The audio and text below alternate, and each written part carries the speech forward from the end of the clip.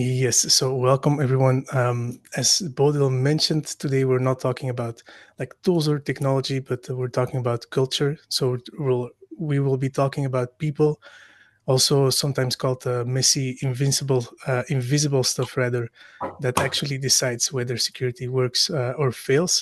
So in the background, that's why you can see a kind of onion layered type picture, because culture exists on many layers. Let me see. Oh, I think I've just been put in the spotlight. Can you all still see my screen? Yes, we can see your screen. Oh, okay. Oh, for me, the And view you. changed a moment. Yeah. All right. Great. Um, so let's talk cybersecurity culture. There are many different definitions. This makes it difficult to talk about it, but also interesting to talk about it. But first, yeah, who am I? So, as Bodil mentioned, my name is Davide Guglielmi, and I help organizations with initiatives around cybersecurity awareness and culture. So, I try to turn it into something real, measurable, something that drives the right behaviors. So, I've spent time hacking security awareness platforms, also measuring security culture in environments. And I believe, and I will try to also present this, that it's essential to find or to ask the right questions. And currently am actively consulting at a financial institution around their cybersecurity culture, and based in Belgium. So passionate about all things cybersecurity, psychology, good coffee. More on that later. So from compliance to culture, from policies to people, let's zoom out and take a short look at the agenda. So we have around 40 minutes, let's say, and then we'll end with a demo by Bodil about habit surveys on CyberJuice. So first off, we'll talk a little bit about compliance, and then we'll talk more about how to think more in terms of people and actual behavior change.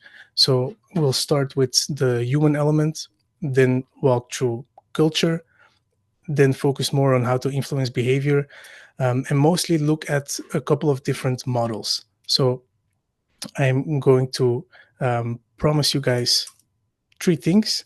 We'll talk about how to move beyond training as a checkbox, but also how to model cybersecurity culture and how to model behavior change. So my goal is not to give you any tasks or anything, but more to give you more models, more lenses that you can use to see through. So this is going to be a bit of an interactive session. So I will ask you guys to take out your phones, and we'll start by the prompt. If you would have to describe your security culture, it's a bit unfair because we haven't gotten yet to what is security culture, but I will ask you to describe the culture in your organization using whatever comes to mind. So that can be like it's existing, it's non-existing. Wait 1 second, you need a QR code to scan or it will not work. Yes, so this will generate a word cloud on the screen from what you input, and could be like, oh, it's rarely thought about, or it's present, it's second nature, it's strict. So take a moment to scan the code and enter a word, and then we should see some things pop up. We see lacking, we see dysfunctional. Okay, they're a bit negative, but hey, there's no judgment here. All right, we'll see if anyone else wants to add a response. Not discussed, on the radar. All right. So this was a good one to get the brain fired up, and then we'll revisit on how we can actually think more about culture. First, we'll take one step back. Thank you for entering input here, and we'll look at what does compliance actually mean. Because, like, let's be real, we often start by chasing compliance as a first step, and then only afterwards So like that's the first piece. Like, let's make sure we have our things in order.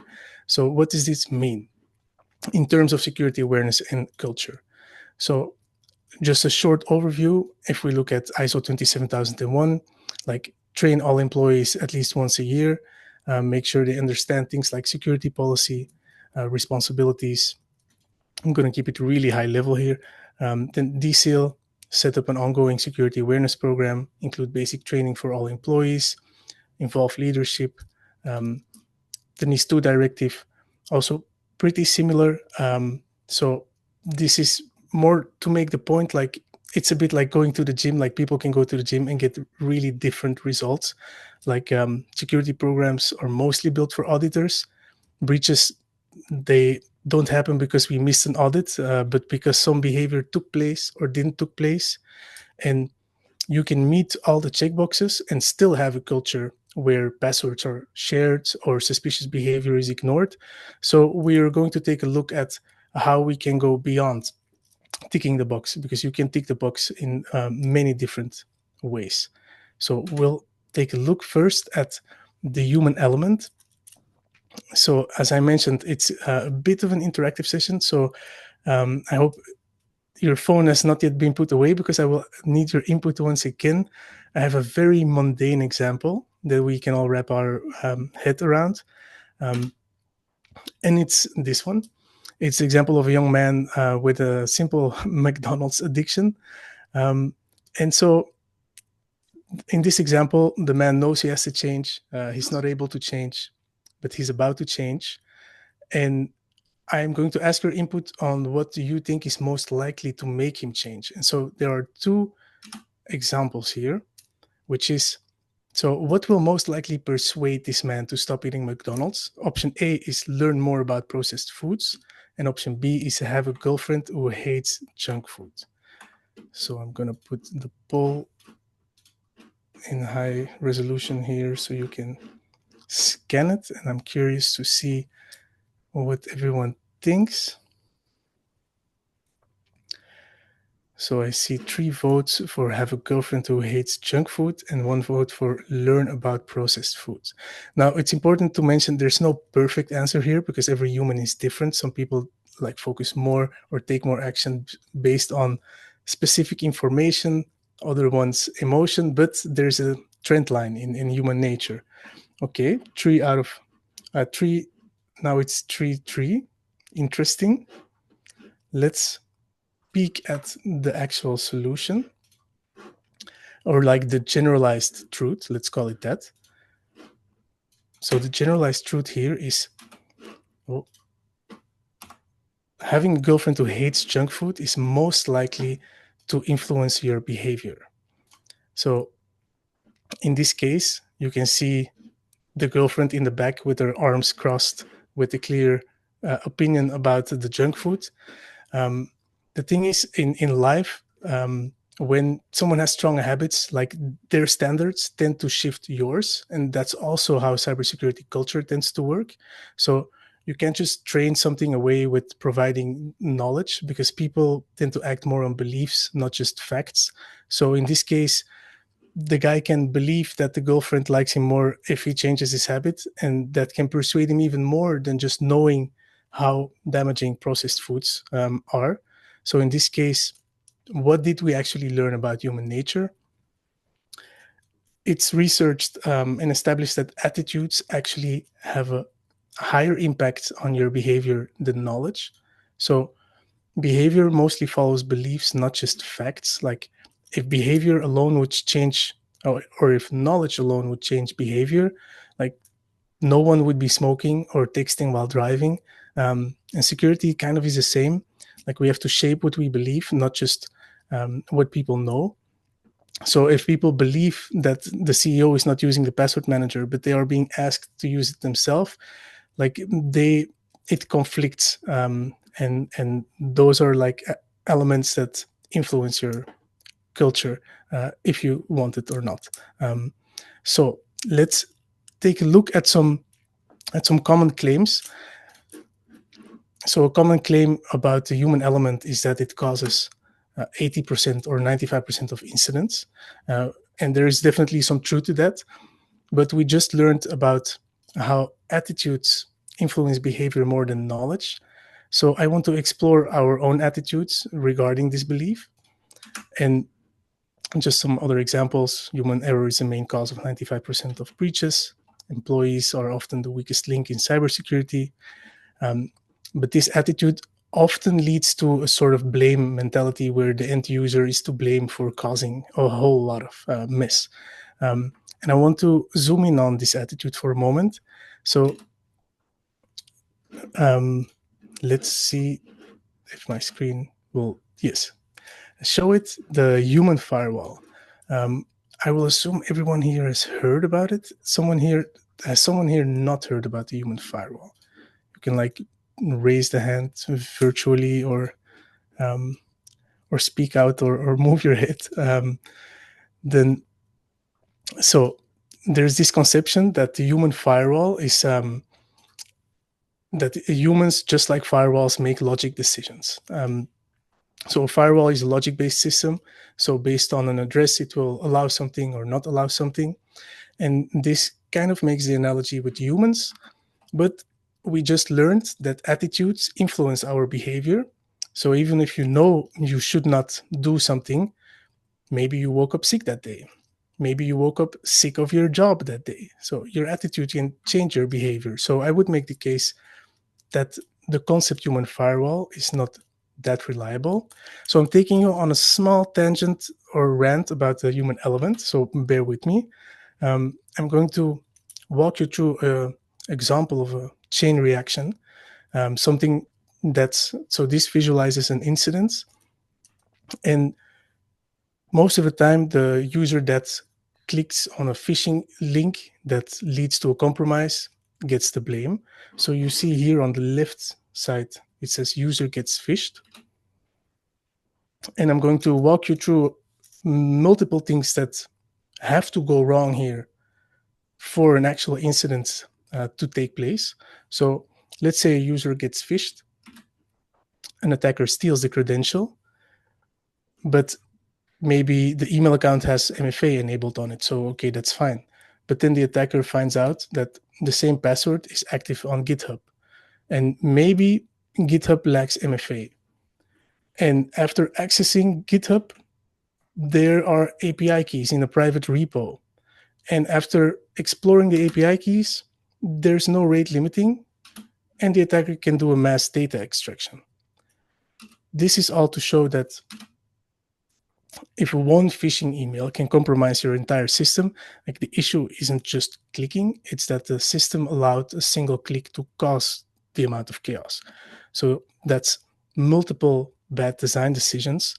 Now, mind you, every design decision here where there's no rate limiting, or there's API keys in a private repo, they're also human decisions. So you could say the human element causes 95% of incidents.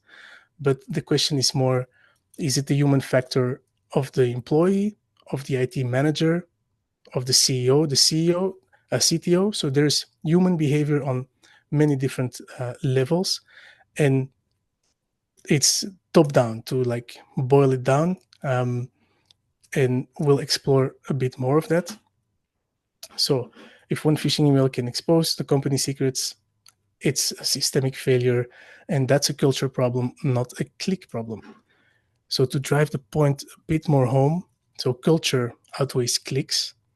And I make this point because there's a whole movement that has been active for a long time and still is about don't click on things. And I would say, let's shift this, because you want to control that whole chain reaction.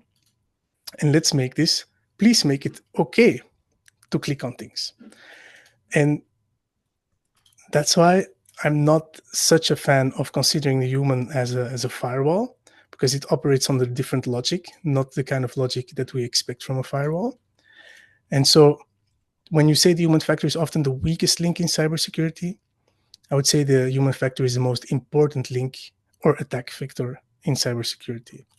So, and even if we do all agree that humans are the weakest link, then why would we keep blaming them instead of protecting them? if they are the weakest link. So to make this full circle, let's take the example of if we drive by car. So if we expect falling rocks on a highway, we install nets. If we expect a slippery road, we install guardrails. So it's time for you to provide some input again. The question I will ask is, which technical safeguards do you use in the organization to support your people and IT operations every day? So what do you have technically that makes it okay for your employees to click? So it could be like automatic breach notifications or multi-factor authentication. Let's see if everyone can access it. So anything that comes to mind that you know that exists, feel free to put it in the word cloud.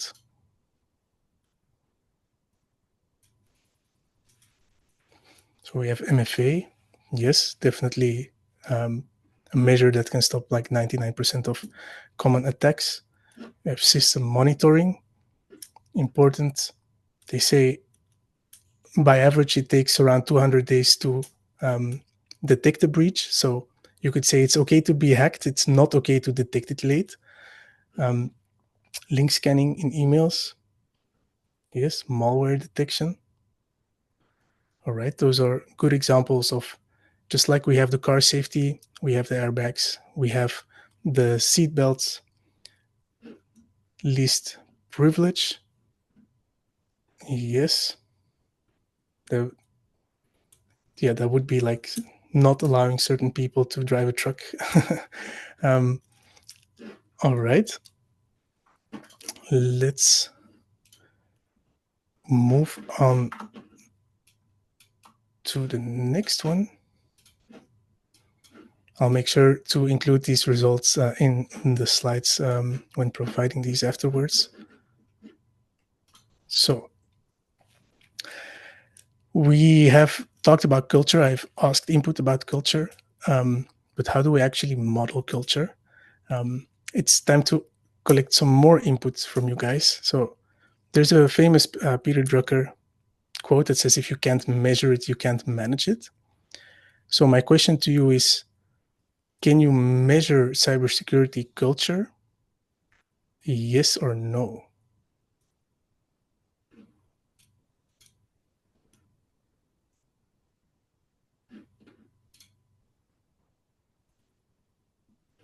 And let me get the live view up here.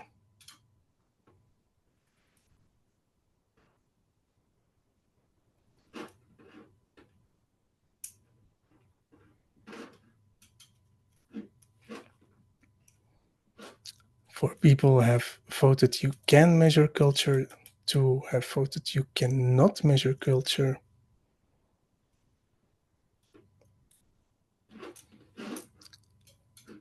Let's see what the right answer is to this. So shortly put, yes, you can measure cybersecurity culture, but it's very nuanced because there are many different models for cybersecurity culture. So I will show you a model in a bit. It's important. I want to frame it and say, like, all models are wrong. Some are useful. So keep that in mind. An example more broadly of culture is the good behaviors you reward minus the bad behaviors you tolerate. But I'll show you some cybersecurity culture definitions from established institutions. But you could say culture is like a mix of 100 unwritten rules, and you could write them all down, but it's kind of a pointless exercise because then if you write 300 rules down, they evolve over time, and you need to chase the entire thing. But you can take snapshots and measure it. So let's take a look at some definitions. So SANS Institute says that cybersecurity culture is the set of values shared by everyone in an organization that determine how people think about and approach security. if we look at ENISA, the EU Agency for Cybersecurity, says it's the knowledge, beliefs, perceptions, attitudes, assumptions, norms, and values of people regarding cybersecurity and how they manifest in behavior. And then NIST, US-based, says that ideas, customs, and social behaviors of a group that influence its practices. So these definitions all kind of agree that culture shapes how people think and act. So that means if we ignore culture, we ignore the roots of what drives people to think and act.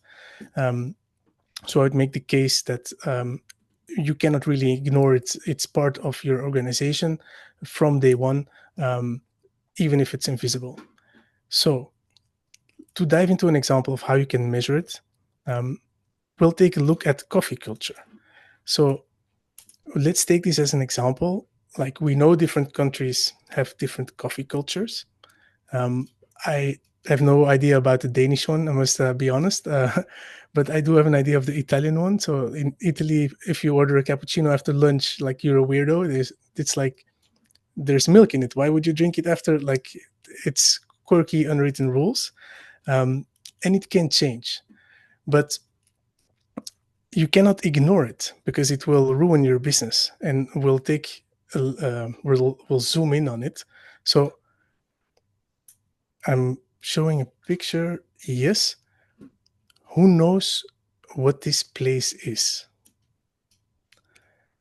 I see some eyebrows. I'll say it's a coffee place of a well-known franchise, and you will not guess it. Is I it think McDonald's? no, but you're like in the domain of well-known franchises. It's Starbucks, but it's a so. Would anyone have an idea of what the last country in Europe was to have a Starbucks?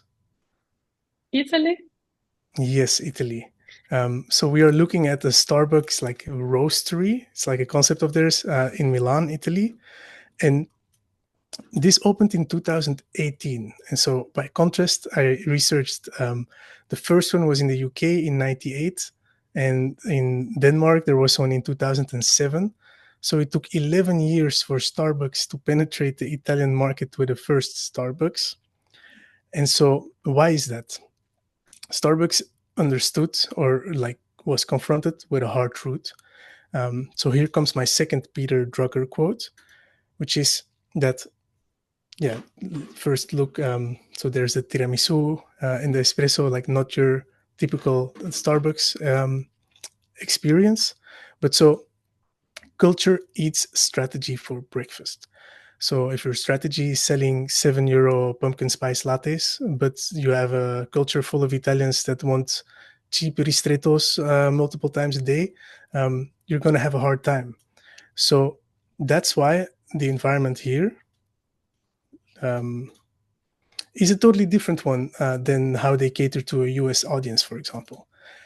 So the same holds true for any company in cybersecurity. If your strategy is we are going to use or put resources towards password management, but the culture does not allow this because there are totally different habits, and people work on the field, for example, and don't even have a mobile phone, or just to give an example, then the culture will eat this strategy for breakfast. So we've talked about culture. Let's take a look at a concrete model about cybersecurity culture. So I mentioned all models are wrong, some are useful. In this case, I present to you the 7 dimensions of cybersecurity culture. It's a model made by KnowBe4. So one of those dimensions is behavior. We see it over here. And then you have what I know, what I see, what I hear, what I say, and what I feel. So what I know is my own awareness, my own knowledge. Then what I see is what I observe around me, maybe some signs, some posters, some systems, the norms that are actually around me. Then what I hear is what I'm told, the rules that are in place, the policies, the instructions, the actual compliance. And then what I say is, what voice do I have? How is communication? Can you openly communicate about certain things, or are there things that do not allow that? And then lastly here, what I feel. So what's my own emotional alignment? Do I think it's fair what I am being asked to do? Do I think it's reasonable? And so it connects to, on the right side, cognition, norms, compliance, communication, and attitudes. And in between, there's a dimension of responsibilities. So those are the 7 dimensions as put forward by KnowBe4. And I will use this model as an example of how we can take a snapshot of coffee culture. A very subjective one, but I'm just going to illustrate the example to show that how you don't have to overcomplicate it. So let's look at an easy example. So it can be very subjective. You can look at how many milliliters are in an espresso, but you can also ask someone, how do you feel about a coffee in the evening? And asking someone about their feelings is more subjective, although like you can quantify it, but it's a human experience. But let's take a specific example here. So I just made a coffee culture scan, and if we can map this, like technically we can do the same for security, and I have done the same for security. So using this model, let's say the norms. Everyone knows it's okay to grab a coffee even during working hours. So I've scored it 82. Like the scoring, bear with me here. Behaviors, people regularly go for coffee chats, spontaneous and planned. So 74. Responsibilities, a few coffee champions exist, but like no one is the real owner. So 58, like in a corporate environment, no owner, bad.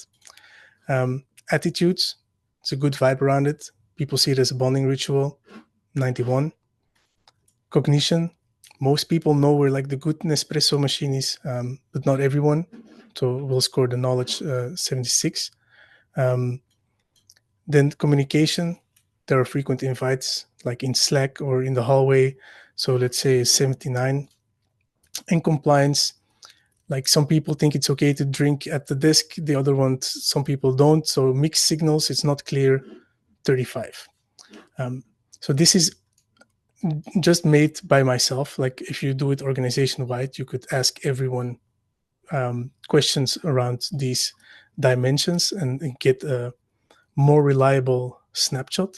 But this is just to like to give the example. All right, let's move beyond how to model culture. I said I would promise an example of how to model culture, but also how to influence behavior. So I'm going to provide you with a model on that. So I do need to give context that it's a very complex and deep topic, and we can only like scratch the surface of this. And like how to influence behaviors, like there are things like reducing friction, having social proof, that are very important. But here I'm going to zoom in on one specific model, a way you can think about behavior going into the future. So I'm going to show a short fragment, 40 seconds, about seatbelts, because I think password managers are kind of the new seatbelts of today. Today, nobody questions seatbelts. It's dialed in. We have it completely not biohacked, but we've hacked our own systems to like not ever think about seatbelts anymore. But that didn't used to be the case. So we'll take a short look on the man that's being interviewed here and what's his reasoning behind wearing a seatbelt. So I'm just like double checking if I also have audio here. Like, tell me if you guys hear the video. Before the new law. Yes. But yes, we hear it. Yeah. All right. Still hear it? And now we don't hear it. Okay. Yeah, it was playing through my speakers. I'm just going to let it play through my speakers. In that way, you can hear it. So let's play this again.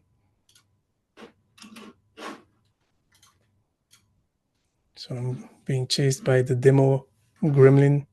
1 second.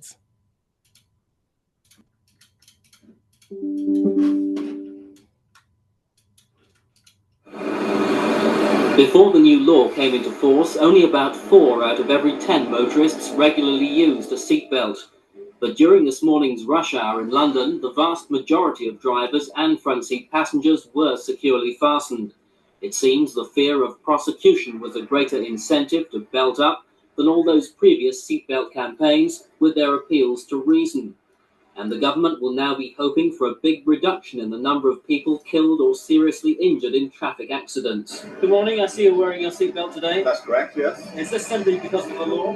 Indeed, I never worn it before. I prefer to be free when I'm driving, but I'm aware that the law won't make to enforce things today, so that's why I'm wearing it. Sorry. But not everyone remembered the need to click this morning. Hello, Matt. To clunk and click. That was a big campaign back then. Let me see.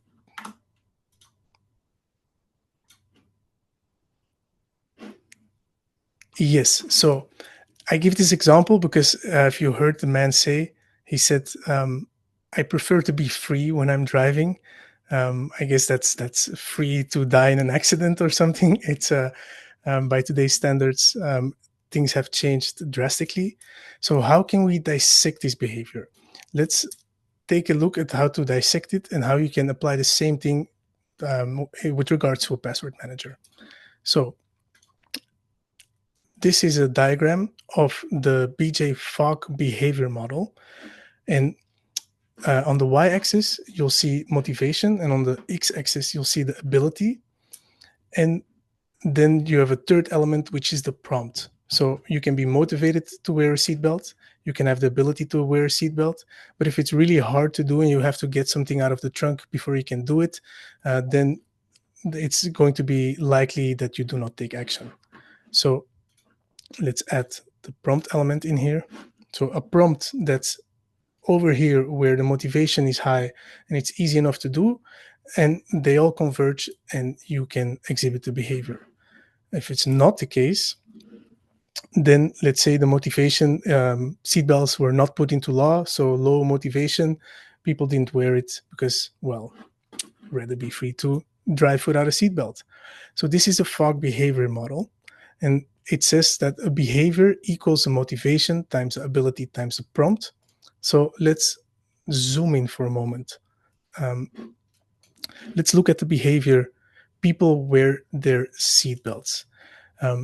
So we've talked a bit about the motivation. So what is the motivation of drivers in this example? Safety, not really. The man really more had like a legal compliance motivating factor, and social norms. I think today your passenger is going to look really strange or weird at you when you don't wear a seatbelt. Then there's the ability. How easy is it to do? Low effort, shouldn't disrupt your driving. And then the prompt, well, we all have a beeping sound, and depending on how luxurious your car is, the beeping sound may be a bit more comfortable, but it will always be there. So let's transpose this towards password managers, and I will ask your input. Important, yes, they need to converge at the same time for it to be really effective. So let's take the example of password managers. Someone needs to sign up for something new, Notion, Slack, Confluence, whatever it is, and they need to create a password, and you ideally want them to use the password manager. How can we allow these three to converge? So we have people would use a password manager. What would you say motivates a person to use a password manager? You can write in the chat or say out loud or abstain from replying, and I will provide you the answer, but I will give you a moment if you... I would say it's to not have to make up new passwords all the time. Yes, that's, you highlight convenience there. Yeah. Indeed. Then I see Vincent also wants to say something. No, I was kind of the same. I mean, the biggest reason I use the password manager is like I had like 300 accounts. I was getting nuts without password manager. It was not even about the passwords, to be honest. Yes, but I could imagine someone saying, "I know 2 passwords by heart." I would have no issue like reusing them 300 times. Of course, from a cybersecurity perspective, that's We also something have faster. in the chat, I love new tech, so trying one was fun. Uh-huh. So That's curiosity. curiosity. Okay, I would say that's a nice but less common motivating factor. Let's see. Typically, we have convenience. Yes, especially mandatory usage. From experience, I've talked with so many people that still rather use their own system of like 4 to 5 passwords they have in their head, depending on the context, than switch to a password manager. But hey, that's just the way it is. So I think mandatory usage still remains a big one. And then, well, safety, I should have maybe put this between brackets because safety, I think only cybersecurity professionals tend to use that as a motivating factor. All right, what about ability? What enables a person to use a password manager? That someone installs it and shows them how to use it. That's my experience from real life. Yes, that's a very good one, actually. Yeah, having instructions. I don't believe it's in there. I'll show some examples. So easy to use. So let's say you can use Face ID instead of putting in your 20-character master password. But your example fits into the easy to use category because if someone does not show how to use it, it's not that easy to use. Not always, but depending. And then also low effort. Like it shouldn't matter if you have an iPhone or an Android device. If you allow multiple operating systems in your company, then the same needs to hold true for your password manager or it will be doomed to fail. Then a prompt. What does a good prompt look like? I will skip to this one and just say it needs to be an easy pop-up. So besides easy, it also should have like a logical frequency. So if you need to use it 20 times a day, that's not ideal. So if you can automate your logins for most part, that reduces the amount of prompts you need, and it will solidify the behavior better, or like people will not get what they call MFA fatigue, where they just will confirm a prompt because it's the 21st of the day. All right, so let's recap some things that we have learned and looked at towards the session. Again, they need to converge at the same time, very important. So 5 takeaways I want to leave with everyone is: first, attitudes drive action more than knowledge does. So think about attitudes rather than knowledge. What is the thing, someone believes around the subject instead of what do they know? Second, use the 7 dimensions. Try it and dissect some things in terms of norms, communications, responsibilities, behaviors, attitudes, and cognition. Then thirdly, if you think about a behavior, think in terms of motivation, ability, and prompt. Because if someone isn't doing the secure thing you want them to do, highly likely that one of those 3 elements is broken. Then 4, people are the primary attack surface. So ask yourself, like, do your systems actually protect them or only blame them?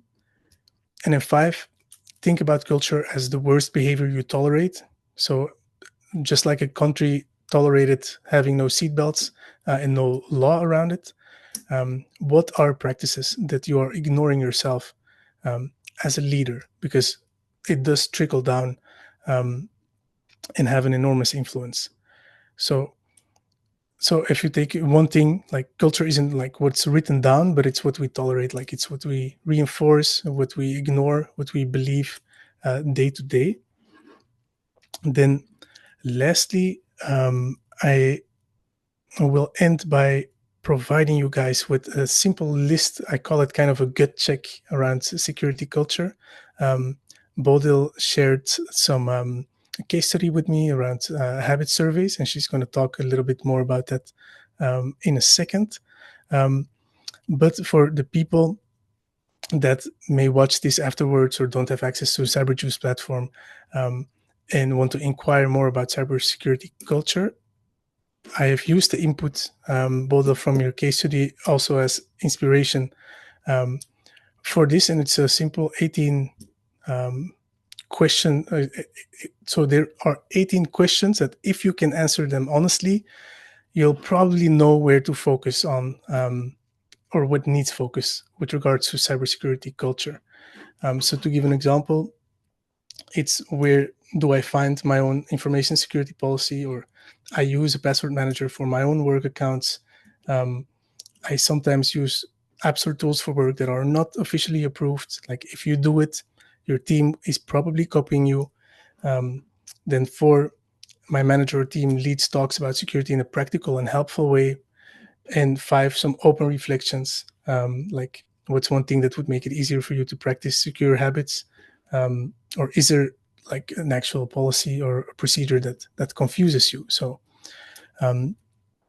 if you want to inquire more, try and ask these questions to yourself.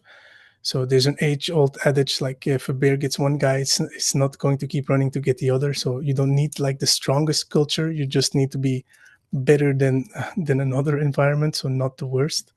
And it's a tricky subject because like I like to compare cybersecurity with insurances. Like you can get infinite insurances, but at a certain point, the return on investment, like it goes down and it taxes your system more than the benefits you get out of it.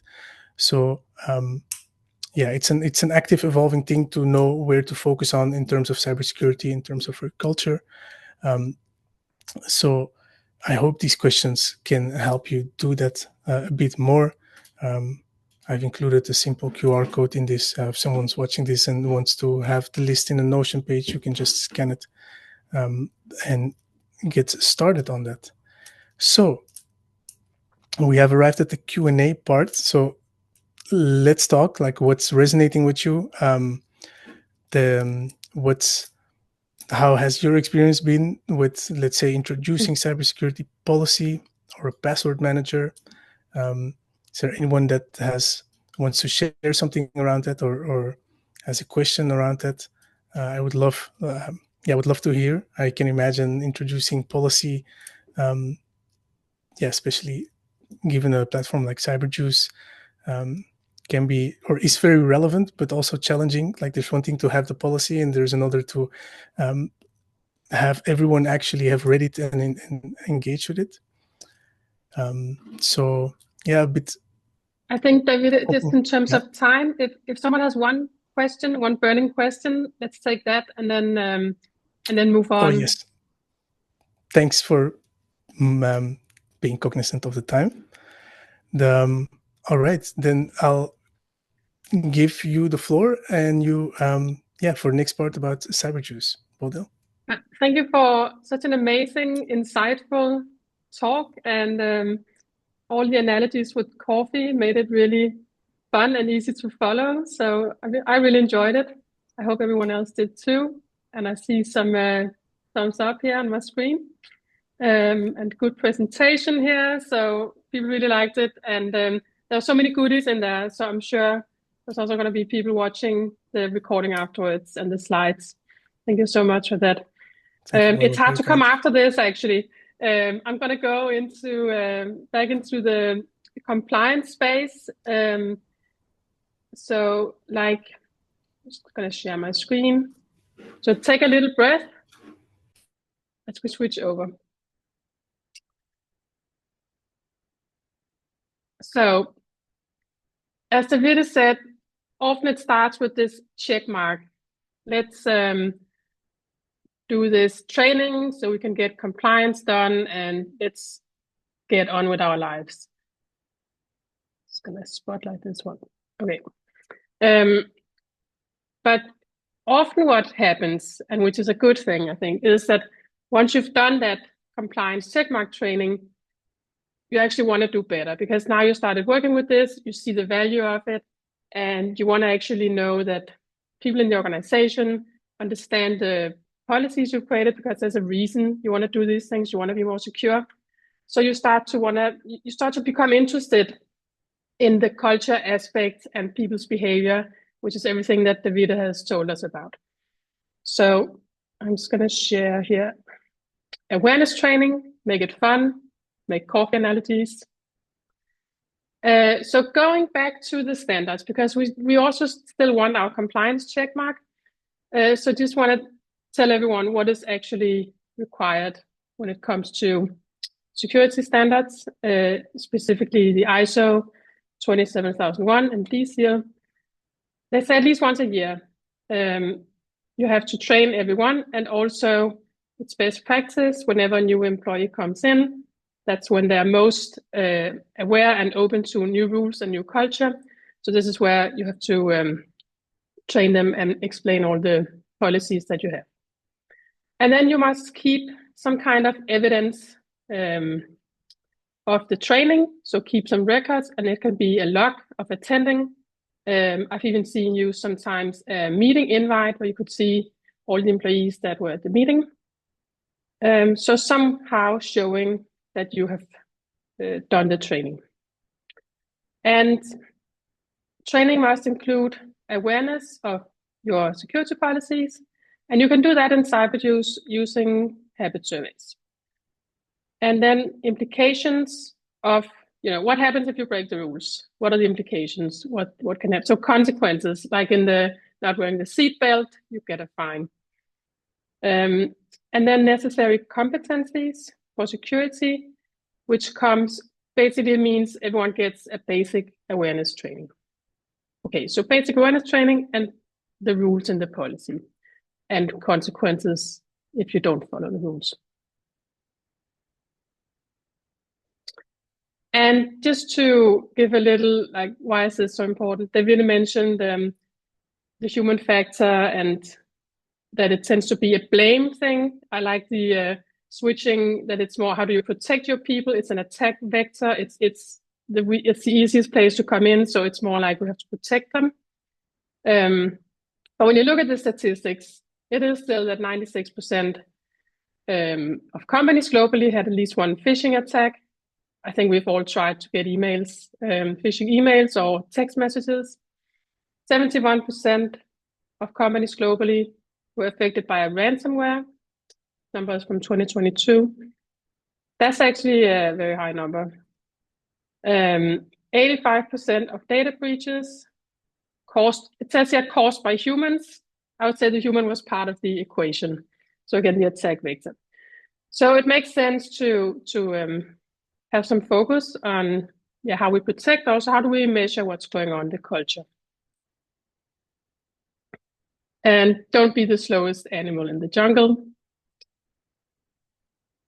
Okay, so a simple way to get started is to use, if you're on the CyberJuice platform, we have the policies with the habits. So habits really have a focus on these behaviors. So it's so that's part of the culture that you can measure. And we recommend that you start with the basics. So we have as one of our policies in the platform something called Employee Security Handbook, which is basically a short version, like what is the most important things that we want everyone to understand and be able to know if we wake them up middle of the night. So really the distilled version, to have one place that you can start teaching people what are the most important policies and rules and behaviors that we want you to have. So I'm going to show you that inside the platform. No, actually, I'm gonna show you the case study first. Sorry, because we did this with a company recently with 400 employees, and this is an anonymized version of it, of course. So here you see what we send out. So we send out small questionnaires, so it's not an overwhelming 50 questions you have to answer, and you need a lot of coffee to get through. It's a quick one. This is actually one of the longer ones with 13 questions. A lot of them have just 3 questions. So we send one a week, one for every policy, over about 10 weeks. And they can look like this. How frequently do you leave your laptop or phone unattended in public spaces? A lot of companies allow remote work, so it's a very interesting question to ask. And here we see some of the results. So this is for each of the policies that they send out. We get an average score across the whole company. And here the scale is 1 to 4, where 4 is most secure. So they're doing pretty well on a lot of them, but there's a little bit of attention needed here in the bottom here. And it's password policy and data classification. So what are the different types of data and incident management? So this already give us some idea on where they can focus. So what they actually used this for was, well, to measure the security behaviors and compliance with the policy. So measure directly on the rules in the policies, and then identify the biggest areas to focus on for improvement, because can't fix everything at the same time, right? And have a data-driven way of improving the security behaviors in the company. So once you have the first benchmark measure, of course, next year they can repeat it and see, has it worked? Our new seatbelt law, has it actually made any change? And what they gained as a key insight was that they actually provided a password manager to the company, to everyone in the company, but people were not using it. They didn't know how to use it. So that was one learning. And some of the GDPR habits were weak. They had some problems in that area that required further investigation.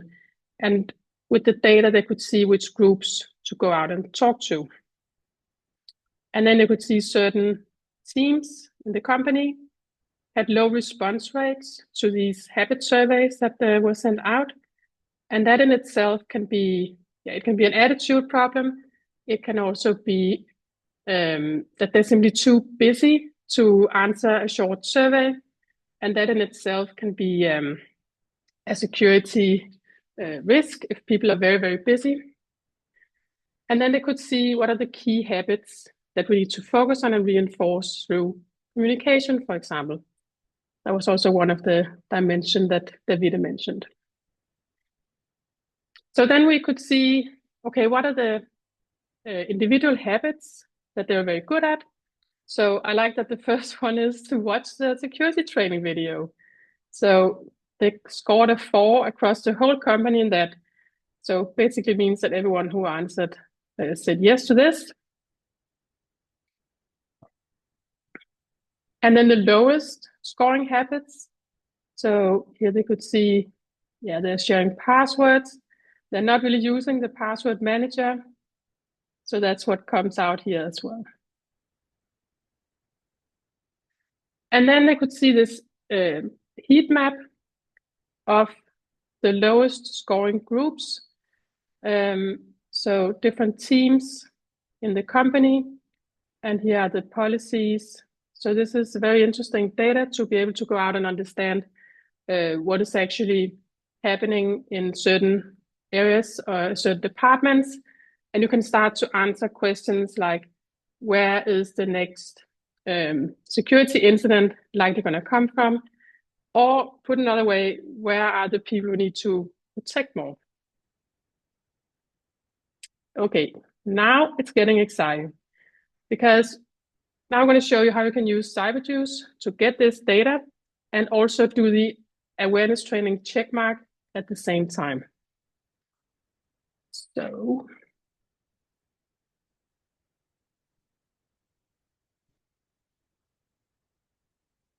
let me see. So you start here in CyberTask. So this is where you create your policies. And if you go to iteration plan, so this is everything that we do to continuously improve our security program, and communication and training is part of that. So here there's an employee security handbook that you can go in and go through. And I've, just like in cooking programs, cooking shows, I've already baked one before the show, so I can show it in here. So it basically has what are the most important things that everyone should know. So a little extract from the policies that are affecting employees. And it even has a policy training that is included with CyberJuice, a basic awareness training. So if they click here, you can send this out as a Word document. So first you create it with the cyber task over here. And then you go in and you can download it.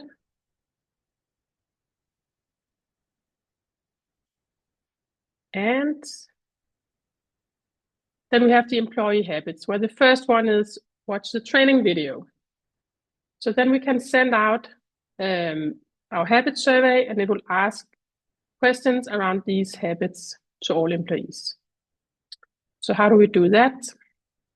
Go into surveys.